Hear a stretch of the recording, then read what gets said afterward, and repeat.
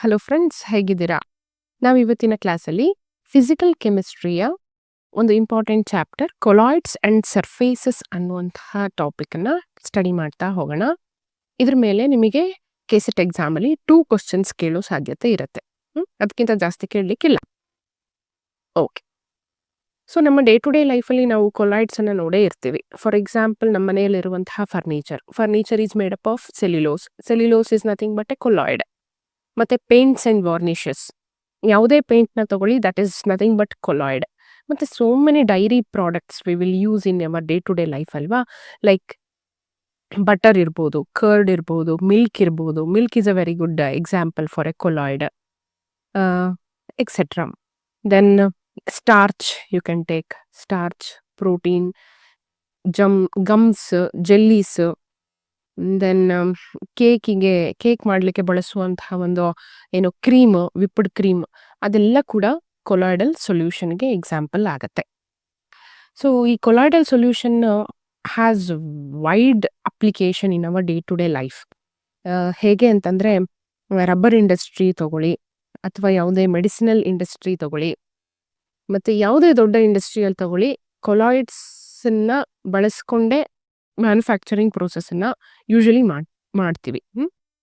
So ಆ ಕೊಲಾಯ್ಡ್ಸ್ನ ನೇಚರನ್ನು ತಿಳ್ಕೊಂಡ್ರೆ ನಾವು ಅದನ್ನು ಡೆವಲಪ್ ಮಾಡಲಿಕ್ಕೆ, ಅವುಗಳ ಬಗ್ಗೆ ತಿಳ್ಕೊಳ್ಳಿಕ್ಕೆ ನಮಗೆ ಹೆಲ್ಪ್ ಆಗುತ್ತೆ. ಸೊ ಅವುಗಳನ್ನು ನಾವು ಹೆಚ್ಚೆಚ್ಚು ಯುಟಿಲೈಸ್ ಮಾಡ್ಕೊಳ್ಳಿಕ್ಕೆ ಕೊಲಾಯ್ಡ್ಸ್ನ ಬಗ್ಗೆ ಹೆಚ್ಚೆಚ್ಚು ತಿಳ್ಕೊಂಡಾಗ ನಮಗೆ ಅದರ ಬಗ್ಗೆ ನಾಲೆಡ್ಜ್ ಗೊತ್ತಾಗುತ್ತೆ. So let start with colloids. ಏನು ಕೊಲಾಯ್ಡ್ಸ್ ಅಂದರೆ? Amorphous substance and their solution do not diffuse through the membrane. See, ನಿಮಗೆ ಗೊತ್ತಿದೆ 2 types of substances ಇರುತ್ತೆ. ಒಂದು ಕ್ರಿಸ್ಟಲೈನ್, ಇನ್ನೊಂದು ಅಮಾರ್ಫಸ್ ಅಂತ ಹೇಳಿ. ಸೊ ಈ ಕೊಲಾಯ್ಡ್ಸ್ ಎಲ್ಲ ಅಮಾರ್ಫಸ್ ಕ್ಯಾಟಗರಿಗೆ ಸೇರಿರುತ್ತೆ. ಮತ್ತೆ ಇವು ಯೂಶಲಿ ಮೆಂಬ್ರೇನ್ನ ಮೂಲಕ ಡಿಫ್ಯೂಸ್ ಆಗಲ್ಲ. ಕೆಲವೊಂದು ಮೆಂಬ್ರೇನ್ನಲ್ಲಿ ಪಾರ್ಷಲಿ ಫ್ಲೋ ಆಗೋ ಚಾನ್ಸಸ್ ಇರುತ್ತೆ. ಯೂಶಲಿ ದೇ ವೋಂಟ್ ಡಿಫ್ಯೂಸ್, ಅಂದರೆ ಒಂದು ಕಡೆಯಿಂದ ಇನ್ನೊಂದು ಕಡೆಗೆ ಫ್ಲೋ ಆಗಲ್ಲ ನಾವು ಮೆಂಬ್ರೇನನ್ನು ಅಡ್ಡವಾಗಿ ಇಟ್ಟಾಗ. Next example, gelatin, albumin, glue, etcetera. So before going to colloidal solution, ಹೇಗೆ ಅದು ಡಿಫರ್ ಆಗುತ್ತೆ ಟ್ರೂ ಸೊಲ್ಯೂಷನ್ ಮತ್ತು ಸಸ್ಪೆನ್ಷನ್ಗೆ ಅಂತ ನೋಡೋಣ. ಸೊ ಟ್ರೂ ಸೊಲ್ಯೂಷನ್ ಅಂತಂದ್ರೆ ಏನು? It is a homogeneous mixture and transparent solution ಆಗಿರುತ್ತೆ. ನೀವು ಒಂದು ಎಕ್ಸಾಂಪಲ್ ತಗೊಳ್ಬೋದು. ಶುಗರನ್ನು ಇದರಲ್ಲಿ ನೀರಲ್ಲಿ ಕರಗಿಸಿದಾಗ ಅದು ಒಂದು ಹೋಮೋಜಿನಿಯಸ್ ಸೊಲ್ಯೂಷನ್ ಆಗತ್ತಲ್ವಾ. ದೆನ್ ಅದು ಶುಗರ್ ಸಾಲ್ಯೂಬಲ್ ಆಗಿರುವಂತಹ ವಾಟರ್ ಏನಾಗಿರುತ್ತೆ? ಟ್ರಾನ್ಸ್ಪರೆಂಟ್ ಇರುತ್ತೆ. ಅಂದರೆ it will be visible from other side. Solution clear ಇರುತ್ತೆ. ಮತ್ತೆ ಅದರಲ್ಲಿ ಡಿಸಾಲ್ವ್ ಆಗಿರುವಂತಹ ಪಾರ್ಟಿಕಲ್ಸ್ ನಮಗೆ ಏನಾಗ್ತಿರಲ್ಲ, ಕಾಣಿಸ್ತಿರಲ್ಲ. They are invisible and they can easily pass through filter paper. ಅವುಗಳನ್ನು ನಾವು ಟ್ರೂ ಸೊಲ್ಯೂಷನ್ ಅಂತ ಕರಿತೀವಿ. ಅದೇ ರೀತಿ ಸಸ್ಪೆನ್ಷನ್ ಅಂತಂದ್ರೇನು? Suspension are nothing but heterogeneous solution. ಅಂದರೆ ಯೂನಿಫಾರ್ಮಿಟಿ ಇರೋದಿಲ್ಲ ಸೊಲ್ಯೂಷನ್ ಅಲ್ಲಿ. ಒಂದ್ ಕಡೆ ಜಾಸ್ತಿ ಪಾರ್ಟಿಕಲ್ಸ್ ಅಗ್ರಿಗೇಟ್ ಆಗಿರುತ್ತೆ, ಇನ್ನೊಂದ್ ಕಡೆ ಕಡಿಮೆ, ಆ ರೀತಿ. ದೆನ್ ಒಪೇಕ್, ಅಂದರೆ they are not clear solution. Then particles size ಏನಿರುತ್ತೆ, they are greater than 200 nanometer ಆಗಿರುತ್ತೆ. ಪಾರ್ಟಿಕಲ್ ಸೈಜ್ ಜಾಸ್ತಿ ಇರುತ್ತೆ. And they do not pass through any filter paper. ಯಾಕೆ? ಪಾರ್ಟಿಕಲ್ ಸೈಜ್ ಜಾಸ್ತಿ ಇರೋದ್ರಿಂದ ಅದೇನಾಗಲ್ಲ, ಫಿಲ್ಟರ್ ಪೇಪರ್ ಅಂತೂ ಪಾಸ್ ಆಗೋದಿಲ್ಲ. They do not show Tyndall effect. ನಿಮಗೆ ಟಿಂಡಾಲ್ ಎಫೆಕ್ಟ್ ಅಂದರೆ ಗೊತ್ತಿರುತ್ತೆ. ಒಂದು ಬೀಮ್ ಆಫ್ ಲೈಟ್ ಸೊಲ್ಯೂಷನ್ನ ಮೂಲಕ ಪಾಸ್ ಮಾಡಿದಾಗ ಅದೇನು ಮಾಡುತ್ತೆ? ಲೈಟ್ನ ಸ್ಕ್ಯಾಟರ್ ಮಾಡುತ್ತೆ. ಆ ಸ್ಕ್ಯಾಟರ್ಡ್ ಲೈಟ್ ಸೊಲ್ಯೂಷನ್ನಲ್ಲಿ ಏನಾಗ್ತಿರಲ್ಲ, ವಿಸಿಬಲ್ ಆಗ್ತಿರಲ್ಲ. ಯಾವುದಲ್ಲಿ? ಸಸ್ಪೆನ್ಷನಲ್ಲಿ. Next, coming to our main intention, colloidal solution. Colloidal solution is translucent. ಅಂತಂದರೆ ದೇ ಆರ್ ಪಾರ್ಷಿಯಲಿ ವಿಸಿಬಲ್, ಅಂದರೆ ಕಂಪ್ಲೀಟ್ ಆಗಿ ಕ್ಲಿಯರ್ ಸೊಲ್ಯೂಷನ್ ಆಗಿರೋದಿಲ್ಲ. ಮತ್ತೆ they can allow light to pass through them. ಲೈಟನ್ನು ಪಾಸ್ ಮಾಡಲಿಕ್ಕೆ ಅಲೋ ಮಾಡ್ತವೆ ಅಂತ ಸೊಲ್ಯೂಷನ್ನು ಟ್ರಾನ್ಸ್ಲೂಸೆಂಟ್ ಸೊಲ್ಯೂಷನ್ ಆಗಿರುತ್ತೆ. ದೆನ್ ಅವುಗಳ ಸೈಜ್ ಇಂಪಾರ್ಟೆಂಟ್ ಆಗುತ್ತೆ. 1 ನ್ಯಾನೋಮೀಟರಿಂದ 200 ನ್ಯಾನೋಮೀಟರ್ ತನಕ ಅವುಗಳ ಸೈಜ್ ವೇರಿಯೇಷನ್ ಆಗುತ್ತೆ. Then particles R invisible. They have invisible particles. ಅಂದರೆ ನೇಕೆಡ್ ಐಸ್ಗೆ ಕಾಣುವಂಥದ್ದಲ್ಲ particles. Then they can pass through filter paper through pass ಮಾಡಿದ್ರೆ they can easily diffuse. Then but pass slowly through the parchment membrane. ಅದೇ ನೀವು parchment membrane ತಗೊಂಡು solution ಅನ್ನ colloidal solution ಅನ್ನ flow ಮಾಡ್ಲಿಕ್ಕೆ ಟ್ರೈ ಮಾಡಿದ್ರೆ they flow very slowly. Sometimes no, there will be no movement through parchment membrane. Then whether they show Tyndall effect or not ಅಂತಂದ್ರೆ they will show definitely. Tyndall effect ಅನ್ನ colloidal solution show ಮಾಡ್ತವೆ. They can scatter the beam of light and making the beam of light visible. ನಮಗೆ ಕಾಣುತ್ತೆ beam of light ಅದರ through colloidal solution through ನಾವು pass ಮಾಡಿದಾಗ. Okay, next colloids ಅಂದ್ರೆ ಏನು ಅಂತ ಗೊತ್ತಾಯ್ತು. ಈಗ coming to the next part, that is types of colloids. ಓಕೆನಾ? ಸೊ ಇದನ್ನ ವೇರಿಯಸ್ ಕೆಟಗರಿಯಲ್ಲಿ ನಾವು ಡಿವೈಡ್ ಮಾಡ್ತೀವಿ. First on the basis of nature of interaction between dispersed phase and dispersion medium. So first dispersed phase ಮತ್ತೆ dispersion medium ಅಂದ್ರೆ ಏನು ಅಂತ ತಿಳ್ಕೊಳ್ಳೋಣ. Say for example air is a dispersion medium. ಅದರಲ್ಲಿ ಇರುವಂತಹ ಒಂದು ವಾಟರ್ ಡ್ರಾಪ್ಲೆಟ್ಸ್, ಸಣ್ಣ ಸಣ್ಣ ಸಣ್ಣ ವಾಟರ್ ಡ್ರಾಪ್ಲೆಟ್ಸ್ ಏನಾಗಿರುತ್ತೆ, ಏರಲ್ಲಿ ಡಿಫ್ಯೂಸ್ ಆಗಿರುತ್ತೆ. ಅದನ್ನು ನಾವು ಡಿಸ್ಪರ್ಸ್ಡ್ ಫೇಸ್ ಅಂತ ಕರಿತೀವಿ. ಯಾವುದು ಒಂದು ಲಾರ್ಜ್ ಸಿಸ್ಟಮ್ ಆಗಿರುತ್ತೋ ಅದು ಯಾವಾಗಲೂ ಡಿಸ್ಪರ್ಷನ್ ಮೀಡಿಯಂ ಆಗಿರುತ್ತೆ. ಅದರಲ್ಲಿ ಇರುವಂತಹ ಒಂದು ಸಣ್ಣ ಸಣ್ಣ ಪಾರ್ಟಿಕಲ್ಸ್ ಏನಿರುತ್ತೆ, ಡಸ್ಟ್ ಪಾರ್ಟಿಕಲ್ಸ್ ಆಗಿರ್ಬೋದು ಅಥವಾ ಇದು ವಾಟರ್ ಪಾರ್ಟಿಕಲ್ಸ್ ಆಗಿರ್ಬೋದು, ಎನಿಥಿಂಗ್ ಯು ಟೇಕ್, ಅದು ಡಿಸ್ಪರ್ಸ್ಡ್ ಫೇಸ್ ಆಗಿರುತ್ತೆ. ಓಕೆನಾ? ಸೊ ಈ ಫಸ್ಟ್ ಕ್ಯಾಟಗರಿಯಲ್ಲಿ ಏನಾಗುತ್ತೆ ಅಂತಂದ್ರೆ, based on the nature of interaction between dispersed phase and dispersion medium there are two types. One is lyophilic and other one is lyophobic ಅಂತ ಹೇಳಿ. ನಮಗೆ ಗೊತ್ತಿದೆ, ಇದನ್ನ ಆಲ್ರೆಡಿ ಕೇಳಿರ್ತೀರಾ. ಲಯೋಫೋಬಿಕ್ ಮೀನ್ಸ್ ಅದು ತನ್ನ ಸಾಲ್ವೆಂಟ್ ಸಿಸ್ಟಮ್ ಅನ್ನ ಹೇಟ್ ಮಾಡುತ್ತೆ, ಅಂದ್ರೆ ಡಿಸ್ಪರ್ಷನ್ ಮೀಡಿಯಂ ಇಂದ ಸ್ವಲ್ಪ ದೂರ ಇರುತ್ತೆ. They are not visible with the liquid. ಅದೇ ಲಯೋಫಿಲಿಕ್ ಅಂತ ತಗೊಳ್ಳಿ, they are liquid loving means ಅವು ಡಿಸ್ಪರ್ಷನ್ ಮೀಡಿಯಂನ ಜೊತೆ ಚೆನ್ನಾಗಿ ವಿಸಿಬಿಲಿಟಿಯನ್ನ ತೋರಿಸುತ್ತೆ, ಕಂಪ್ಲೀಟ್ಲಿ ಸಾಲ್ಯುಬಲ್ ಆಗಿರುತ್ತೆ. They R liquid loving. ಯಾವುದು? ಲಯೋಫಿಲಿಕ್ ಕೊಲಾಯ್ಡಲ್ ಸೊಲ್ಯೂಷನ್ಸ್. ಓಕೆನಾ? ಈ ಲಯೋಫೋಬಿಕ್ ಎಕ್ಸಾಂಪಲ್ ಅಂತ ಹೇಳಿದ್ರೆ ಗೋಲ್ಡ್ ಸೋಲು, ಮೆಟಲ್ ಸಲ್ಫೈಡ್ ಸೋಲು. ಅದೇ lyophilic example albumin in water, then starch, gelatin, ಇವೆಲ್ಲ ಲಿಯೋಫಿಲಿಕ್ಕಿಗೆ ಎಕ್ಸಾಂಪಲ್ ಆಗಿರುವಂಥದ್ದು. Next second type of category ಬಂದ್ಬಿಟ್ಟು size of the particles. They are categorized into 3 types: multimolecular colloids, macromolecular colloids, associated colloids ಅಂತ ಹೇಳಿ. So multimolecular colloids ಅಂತಂದ್ರೆ particle size usually small ಇರುತ್ತೆ. The small particles aggregates one another, ಒಂದು aggregation ಆಗ್ಬಿಟ್ಟು ಒಂದಕ್ಕೊಂದು join ಆಗ್ಬಿಟ್ಟು colloidal ಸೈಜಿಗೆ ಬರುವಂಥದ್ದನ್ನ ಮಲ್ಟಿಮಾಲಿಕ್ಯುಲಾರ್ colloids ಅಂತ ಕರಿತೀವಿ. ಗೋಲ್ಡ್ ಸೋಲು, ಸಲ್ಫರ್ ಸಾಲು ಅದಕ್ಕೆ ಎಕ್ಸಾಂಪಲ್. ದೆನ್ ಮ್ಯಾಕ್ರೋಮಾಲಿಕ್ಯುಲಾರ್ ಕೊಲಾಯ್ಡ್ಸ್ ಅಂದ್ರೆ ಸೈಜ್ ಆಲ್ರೆಡಿ ಏನಾಗಿರುತ್ತೆ, bigger in size. They already resemble the size of colloids. Aggregation ಆಗುವಂತಹ ಅವಶ್ಯಕತೆ ಏನು ಇರೋದಿಲ್ಲ. ಸ್ಟಾರ್ಚ್ ಮತ್ತೆ ಸೆಲ್ಯುಲೋಸ್ ಇದಕ್ಕೆ example. Then associated colloids. Associate ಅಂದ್ರೆ ಅಗೇನ್ ಅವುಗಳು ಕೂಡ ಸೈಜ್ ಅಲ್ಲಿ ತುಂಬಾ ಸ್ಮಾಲ್ ಇರ್ತವೆ. ಅವು ಅಸೋಸಿಯೇಟ್ ಆಗ್ಬಿಟ್ಟು ಏನಾಗುತ್ತೆ, ಕೊಲಾಯ್ಡಲ್ ಸೈಜಿಗೆ ಕನ್ವರ್ಟ್ ಆಗ್ತವೆ. ಫಾರ್ ಎಕ್ಸಾಂಪಲ್ ಸೋಪ್ ಅಲ್ಲಿ ಮೈಸೆಲ್ಲೆ ಫಾರ್ಮೇಶನ್ ಆಗುತ್ತಲ್ವಾ, that is a very good example for associated colloidal system. Then third type of classification is based on the state of dispersed phase and dispersion medium. Dispersed phase ಮತ್ತೆ dispersion medium ಯಾವ state ಅಲ್ಲಿ ಇರುತ್ತೋ ಅವುಗಳ ಮೇಲೆ classification ಅನ್ನ ಮಾಡಿರ್ತೀವಿ. C ಈ first ಕ್ಯಾಟಗರಿಯಲ್ಲಿ ಇರೋದು ಡಿಸ್ಪರ್ಸ್ಡ್ ಫೇಸ್, ಇದು ಡಿಸ್ಪರ್ಷನ್ ಮೀಡಿಯಂ. ಗ್ಯಾಸ್ ಒಳಗೆ ಸಾಲಿಡ್ ಏನಾರ ಡಿಸ್ಪರ್ಸ್ ಆಯ್ತು ಅಂತಂದ್ರೆ ಅದನ್ನ ನಾವು ಏರೋಸೋಲ್ ಅಂತ ಕರಿತೀವಿ. ಎಂತಹ aerosol? Solid aerosol. Example smoke. So ಗ್ಯಾಸ್ನ ಒಳಗೆ ಏನಾಗಿರುತ್ತೆ, ಡಸ್ಟ್ ಪಾರ್ಟಿಕಲ್ಸ್ ಅಗ್ರಿಗೇಟ್ ಆಗಿರುತ್ತೆ. ಸ್ಮೋಕ್ ಇರ್ಬೋದು, ಡಸ್ಟ್ ಇರ್ಬೋದು. They are example for this type of solid aerosol. Then liquid medium ಅಲ್ಲಿ ಸಾಲಿಡ್ ಇರುವಂಥದ್ದು, ಫಾರ್ ಎಕ್ಸಾಂಪಲ್ ಗೋಲ್ಡ್ ಸೋಲ್ ಮತ್ತೆ ಸ್ಟಾರ್ಚ್ ಸೋಲ್. ಅದಕ್ಕೆ ನಾವು ಸೋಲ್ ಅಂತ ಕರಿತೀವಿ ಅಷ್ಟೇ. ದೆನ್ ಸಾಲಿಡ್ ಮೀಡಿಯಂ ಅಲ್ಲಿ ಸಾಲಿಡೇ ಡಿಸ್ಪರ್ಸ್ ಆಗುವಂಥದ್ದು, ಅದನ್ನ ಸಾಲಿಡ್ ಸಾಲ್ ಅಂತ ಕರಿತೀವಿ. ಫಾರ್ ಎಕ್ಸಾಂಪಲ್ ಕಲರ್ಡ್ ಗ್ಲಾಸಸ್ ಇರ್ಬೋದು, ಜೆಮ್ ಸ್ಟೋನ್ಸ್, ಅಲಾಯ್ಸು, ಸಾಲಿಡ್ ಅಲ್ಲಿ ಸಾಲಿಡ್ ಮಿಕ್ಸ್ಚರ್ ಆಗಿರುತ್ತಲ್ವಾ ಅದು. ದೆನ್ ಗ್ಯಾಸಿಯಸ್ ಮೀಡಿಯಂ ಅಲ್ಲಿ ಲಿಕ್ವಿಡ್ ಡಿಸ್ಪರ್ಸ್ ಆಗುವಂಥದ್ದು, ಅದನ್ನ ಲಿಕ್ವಿಡ್ ಏರೋಸೋಲ್ ಅಂತ ಕರಿತೀವಿ. For example fog, mist, cloud. Then liquid ಅಲ್ಲೇ ಲಿಕ್ವಿಡ್ ಡಿಸ್ಪರ್ಸ್ ಆಗಿರುತ್ತೆ, ಅದನ್ನ ಇಮಲ್ಷನ್ ಅಂತ ಕರಿತೀವಿ. ಇದನ್ನ ಪ್ರತಿ ಸಲ ಕೇಳ್ತಿರ್ತಾರೆ, ಇಂಪಾರ್ಟೆಂಟ್ ಇದು. Emulsion, milk, hair cream, any other cream you take that has liquid medium having liquid as a dispersed phase. ಓಕೆನಾ. Then liquid dispersed in solid, solid medium ಅಲ್ಲಿ ಏನಾಗಿರುತ್ತೆ, ಲಿಕ್ವಿಡ್ ಡಿಸ್ಪರ್ಸ್ಡ್ ಆಗಿರುತ್ತೆ. For example gel, any jellies, cheese, okay, butter.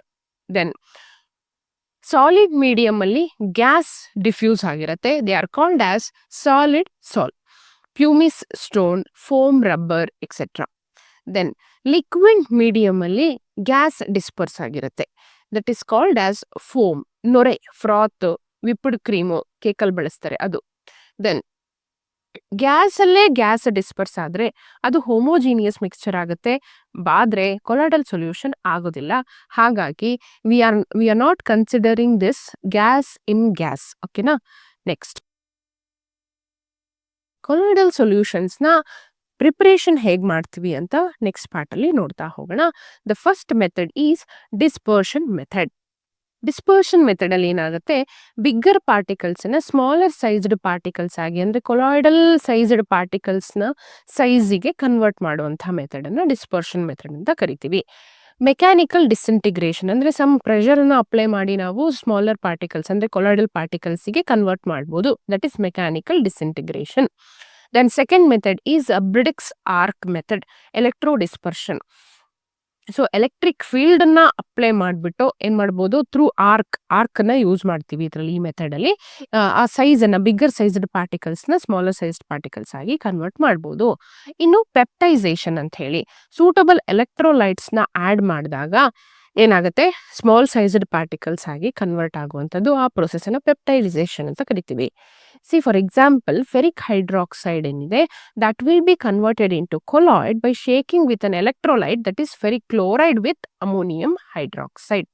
So suitable electrolyte ನ add ಮಾಡಿದಾಗ ಏನಾಗುತ್ತೆ, precipitate ಅನ್ನ ನಾವು colloidal solution ಆಗಿ ಕನ್ವರ್ಟ್ ಮಾಡ್ಬೋದು by shaking it with suitable electrolyte. ಅದೇ ಮೆಥಡ್ ಅನ್ನ ನಾವು ಪೆಪ್ಟೈಸೇಷನ್ ಪ್ರೋಸೆಸ್ ಅಂತ ಕರಿತೀವಿ. ರೈಟ್.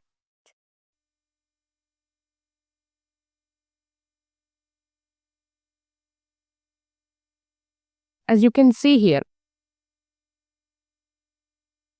ಫೆರಿಕ್ ಹೈಡ್ರಾಕ್ಸೈಡ್ Fe3+ ಜೊತೆ ಕಂಬೈನ್ ಆಗಿ ಕೊಲಾಯ್ಡ್ ಆಗಿದೆ. ಸೊ ಯಾವಾಗಲೂ ನೆನ್ಪಿಟ್ಕೊಳ್ಳಿ, colloidal solutions are charged particles. Okay, plus ಏನು Cl- ಉಳಿದಿದೆ, ಅದು ಆಸ್ ಇಟ್ ಈಸ್ ಹೊರಗಡೆ ಬಂದಿದೆ. ಓಕೆ. ನೆಕ್ಸ್ಟ್ ಸೆಕೆಂಡ್ ಮೆಥಡ್ ಯಾವ್ದಪ್ಪ ಅಂತಂದ್ರೆ ಕಂಡೆನ್ಸೇಷನ್ ಮೆಥಡ್ ಅಥವಾ ಅಗ್ರಿಗೇಷನ್ ಮೆಥಡ್. ಏನಾಗುತ್ತೆ, ಸ್ಮಾಲ್ ಮಾಲಿಕ್ಯೂಲ್ಸ್ ಅಗ್ರಿಗೇಟ್ ಆಗುತ್ತೆ ಅಥವಾ ಕಂಡೆನ್ಸ್ ಆಗುತ್ತೆ to form a big colloidal particle size. ಅಂದ್ರೆ ಕೊಲಾಯ್ಡಲ್ ಪಾರ್ಟಿಕಲ್ ನ ಸೈಜಿಗೆ ಏನಾಗ್ತವವು ಅಗ್ರಿಗೇಟ್ ಆಗುವಂಥದ್ದು, ಒಂದಕ್ಕೊಂದು ಜಾಯಿನ್ ಆಗ್ಬಿಟ್ಟು, ಅದನ್ನ ನಾವು ಕಂಡೆನ್ಸೇಷನ್ ಅಥವಾ ಅಗ್ರಿಗೇಷನ್ ಮೆಥಡ್ ಅಂತ ಕರಿತೀವಿ.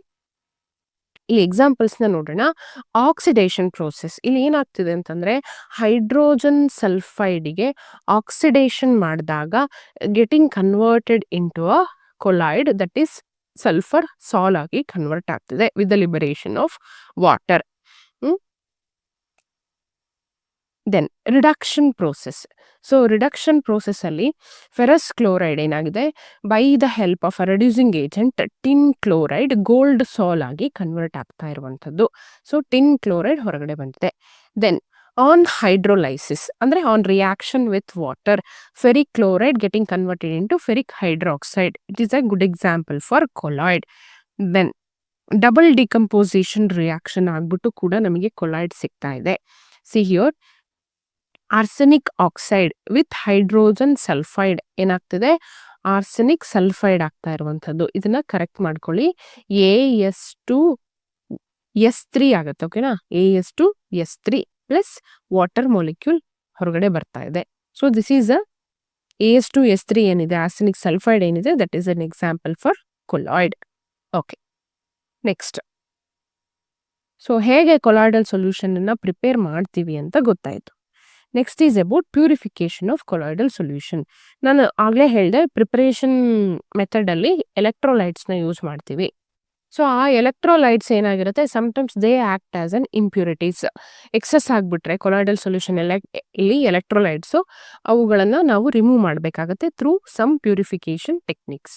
So first method is ಡಯಾಲೈಸಿಸ್. ಡಯಾಲೈಸಿಸ್ ಅಂತಂದ್ರೆ by using membrane, by using a suitable membrane ಏನಾಗುತ್ತೆ, like semi permeable membrane, we can purify the colloidal solution. ಆ ಮೆಥಡ್ ಅನ್ನ ನಾವು ಡಯಾಲೈಸಿಸ್ ಅಂತ ಕರಿತೀವಿ. ಎಲೆಕ್ಟ್ರೋ ಡಯಾಲಿಸಿಸ್ ಅಂತ, ಇಲ್ಲಿ ಮೆಂಬ್ರೇನ್ ನ ಜೊತೆಗೆ ಎಲೆಕ್ಟ್ರಿಕ್ ಫೀಲ್ಡ್ ಅನ್ನ ಅಪ್ಲೈ ಮಾಡೋದು. ಎಲೆಕ್ಟ್ರಿಕ್ ಫೀಲ್ಡ್ ಅನ್ನ ಅಪ್ಲೈ ಮಾಡಿದಾಗ ಏನು ಎಲೆಕ್ಟ್ರೋಲೈಟ್ಸ್ ಪಾಸಿಟಿವ್ಲಿ ಚಾರ್ಜ್ಡ್ ಇದ್ರೆ ಅದು ಹೋಗಿ ನೆಗೆಟಿವ್ ಎಲೆಕ್ಟ್ರೋಡಿಗೆ ಅಟ್ರಾಕ್ಟ್ ಆಗುತ್ತೆ. ಅದೇ ರೀತಿ ಎಲೆಕ್ಟ್ರೋಲೈಟ್ಸ್ ನೆಗೆಟಿವ್ ಇತ್ತು ಅಂತಂದ್ರೆ ಅದು ಪಾಸಿಟಿವ್ಲಿ ಚಾರ್ಜ್ಡ್ ಎಲೆಕ್ಟ್ರೋಡ್ಸ್ಗೆ ಡೆಪಾಸಿಟ್ ಆಗುತ್ತೆ, so that we can get pure colloidal solution. Then ultra filtration. ಇಲ್ಲಿ ಅಲ್ಟ್ರಾ ಫಿಲ್ಟ್ರೇಷನ್ ಅಲ್ಲಿ ಏನಾಗುತ್ತೆ ಅಂತಂದ್ರೆ ಆ ಮೆಂಬ್ರೇನಿಗೆ ಪೋರ್ಸ್ ಇರುತ್ತೆ. ಆ ಪೋರ್ಸ್ ಥ್ರೂ ಏನಾಗುತ್ತೆ ಅಂತಂದ್ರೆ ಕೊಲಾಯ್ಡಲ್ ಸೊಲ್ಯೂಷನ್ ಮಾತ್ರ ಪಾಸ್ ಆಗ್ಬಿಡುತ್ತೆ, ಎಲೆಕ್ಟ್ರೋಲೈಟ್ಸ್ ಇನ್ನೊಂದ್ ಕಡೆ ಹಾಗೆ ಉಳಿಯುತ್ತೆ. Next ultra centrifugation. Centrifugation tube ನ ಮೂಲಕ based on their particle size and density ಏನ್ ಮಾಡೋದು, ಪ್ಯೂರಿಫಿಕೇಶನ್ ಮಾಡೋದು. ಆ ಪ್ರೊಸೆಸ್ ಅನ್ನ ನಾವು ಅಲ್ಟ್ರಾ ಸೆಂಟ್ರಿಫಿಕೇಶನ್ ಪ್ರೋಸೆಸ್ ಅಂತ ಕರಿತೀವಿ.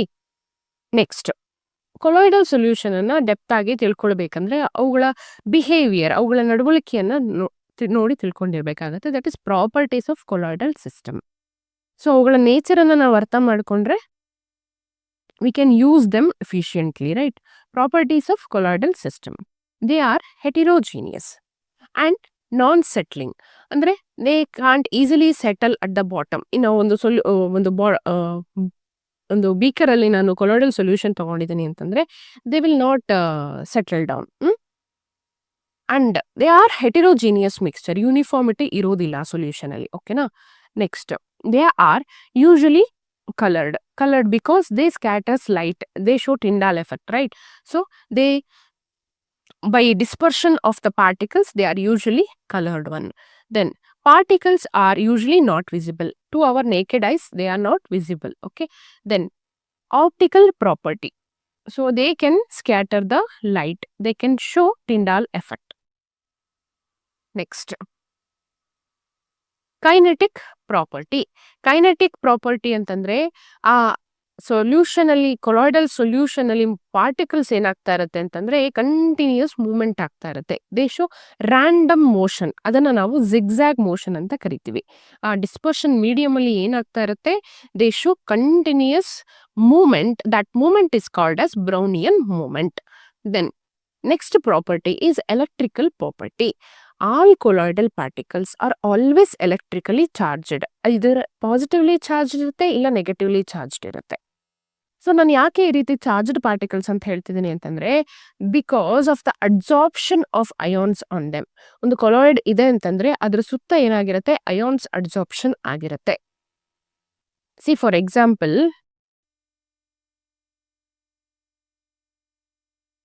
Silver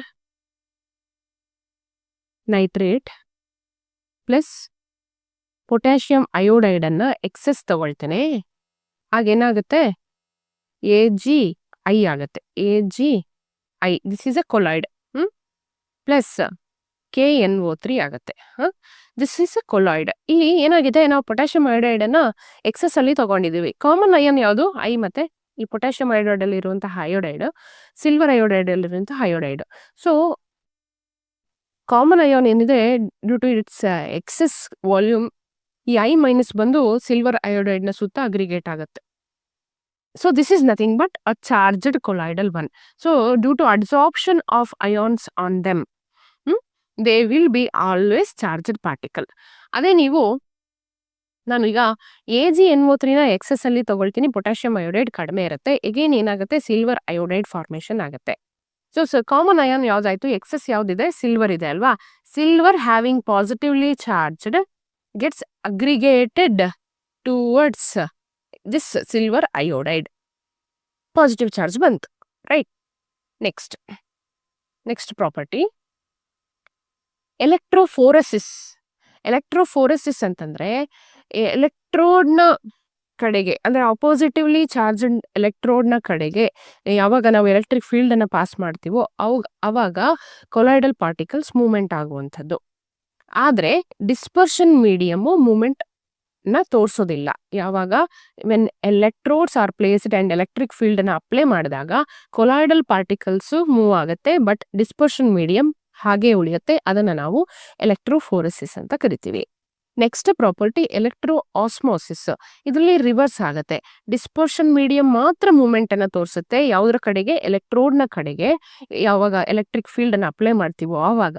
but colloidal particles they don't show any movement, that is electro osmosis.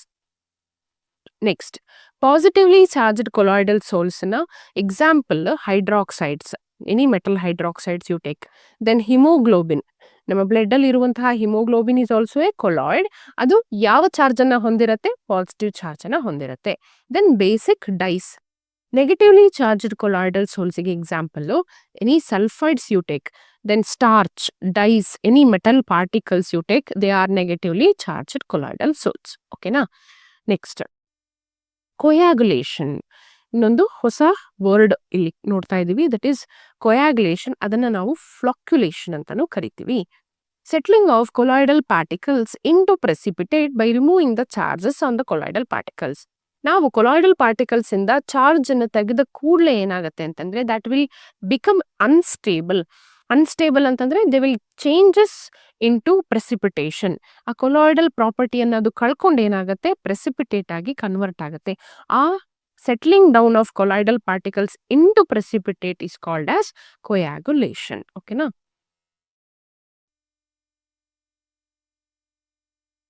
Next. So coagulation ನ ಯಾವ ರೀತಿ ಪ್ರೋಸೆಸ್ ಅಲ್ಲಿ ಮಾಡಬಹುದು ಅಂತಂದ್ರೆ first one is mutual precipitation.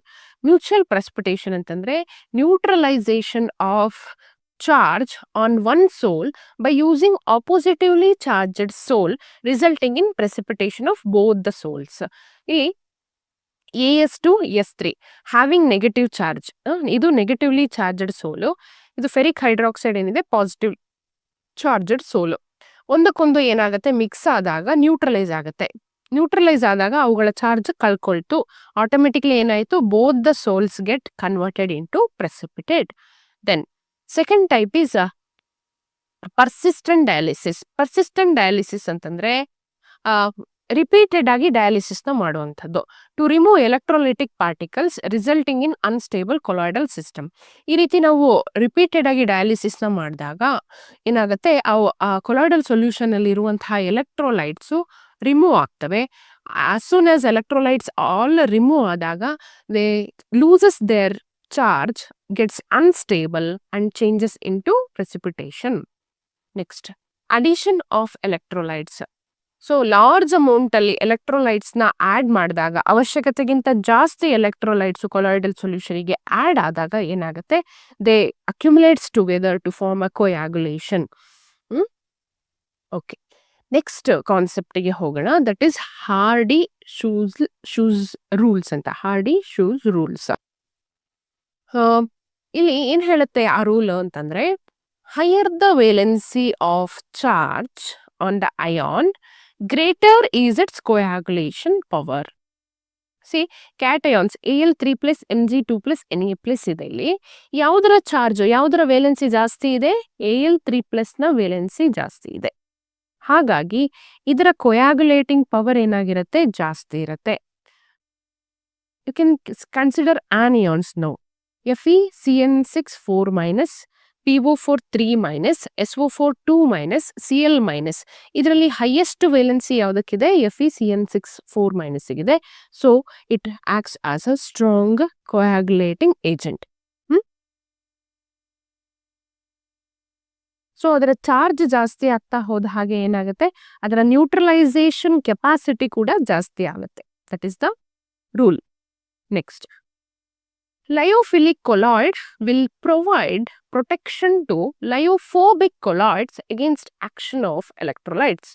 See, ನಾನೊಂದು ಮಿಕ್ಸ್ಚರ್ ಆಫ್ ಲಯೋಫಿಲಿಕ್ ಕೊಲಾಯ್ಡ್ ಮತ್ತೆ ಲಯೋಫೋಬಿಕ್ ಕೊಲಾಯ್ಡ್ ಅನ್ನ ತಗೊಂಡೆ ಅನ್ಕೊಳ್ಳಿ. ಇದು ಲಯೋಫೋಬಿಕ್ ಕೊಲಾಯ್ಡ್. ಇದರ ಸುತ್ತ ಏನಾಗುತ್ತೆ, ಲಯೋಫಿಲಿಕ್ ಕೊಲಾಯ್ಡ್ ಬಂದು ಅಕ್ಯುಮುಲೇಟ್ ಆಗುತ್ತೆ. ಅದರ ನೇಚರ್ ಇದು, ಲಯೋಫಿಲಿಕ್ ಕೊಲಾಯ್ಡ್ ನೇಚರ್. ಸೊ ಆ ಥರ ಸುತ್ತ ಏನಾಗುತ್ತೆ, ಲಯೋಫೋಬಿಕ್ ಕೊಲಾಯ್ಡ್ನ ಸುತ್ತ ಅದು ಅಗ್ರಿಗೇಟ್ ಆದಾಗ ಏನಾಗುತ್ತೆ, ಅದಕ್ಕೆ ಯಾವುದೇ ಎಲೆಕ್ಟ್ರೋಲೈಟ್ಸ್ ಅನ್ನ ಹಾಕಿದಾಗ ಈಸಿಯಾಗಿ ಕೊಯಾಗ್ಲೇಟ್ ಆಗ್ಲಿಕ್ಕೆ ಈ ಲಯೋಫಿಲಿಕ್ ಕೊಲಾಯ್ಡ್ಸ್ ಬಿಡೋದಿಲ್ಲ. ಸೊ ಯಾಕೆ ಈ ರೀತಿ ಪ್ರಾಪರ್ಟಿಯನ್ನ ತೋರಿಸುತ್ತೆ ಅಂತಂದ್ರೆ, it loves the solvent medium. ಅಂದ್ರೆ it is easily miscible in the dispersion medium. ಹಾಗಾಗಿ ಲಯೋಫಿಲಿಕ್ ಕೊಲಾಯ್ಡ್ ಅನ್ನುವಂಥದ್ದು more stable when compared to lyophobic colloid. Due to their higher stability ಏನಾಗುತ್ತೆ, ಅದು ಲಯೋಫೋಬಿಕ್ ಕೊಲಾಯ್ಡ್ಸ್ ಅನ್ನ ಪ್ರೊಟೆಕ್ಟ್ ಮಾಡುವಂತಹ ನೇಚರ್ ಅನ್ನ ತೋರ್ಸತ್ತೆ. Then protecting power of different colloids.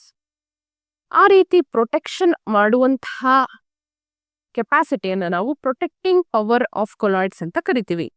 ಅದನ್ನ measure ಮಾಡಲಿಕ್ಕೆ ನಾವು ಒಂದು ಯೂನಿಟ್ ಅನ್ನ ಯೂಸ್ ಮಾಡ್ತೀವಿ, that is called as gold number. ಈ ಗೋಲ್ಡ್ ನಂಬರ್ ತುಂಬಾ ಇಂಪಾರ್ಟೆಂಟ್, ಇದ್ರ ಮೇಲೆ ಪ್ರಶ್ನೆಗಳು ಕೇಳ್ತಾರೆ.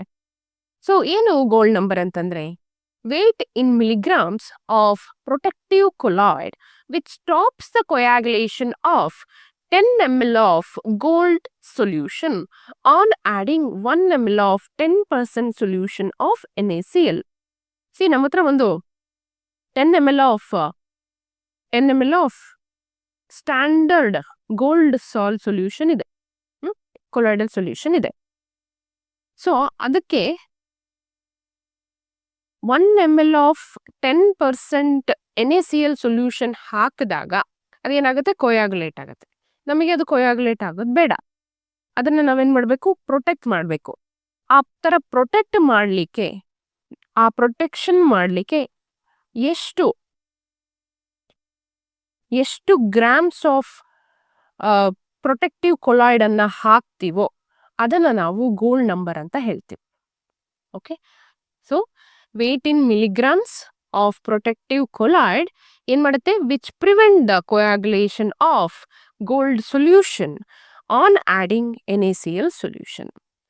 So 1 ml of NaCl solution ಇಂದ ಪ್ರೊಟೆಕ್ಟ್ ಮಾಡಲಿಕ್ಕೆ ಕೊಲಾಯ್ಡ್ ಅನ್ನ ನಾವೆಷ್ಟು ಪರ್ಸೆಂಟೇಜ್ ಆಫ್ ಎಷ್ಟು ml ಆಫ್ ಪ್ರೊಟೆಕ್ಟಿವ್ ಕೊಲಾಯ್ಡ್ ಅನ್ನ ಹಾಕ್ತಿವೋ ಅದನ್ನ ನಾವು in terms of gold number ಕೊಡ್ತೇವೆ, ಮೆಜರ್ ಮಾಡ್ತೀವಿ. ಓಕೆ,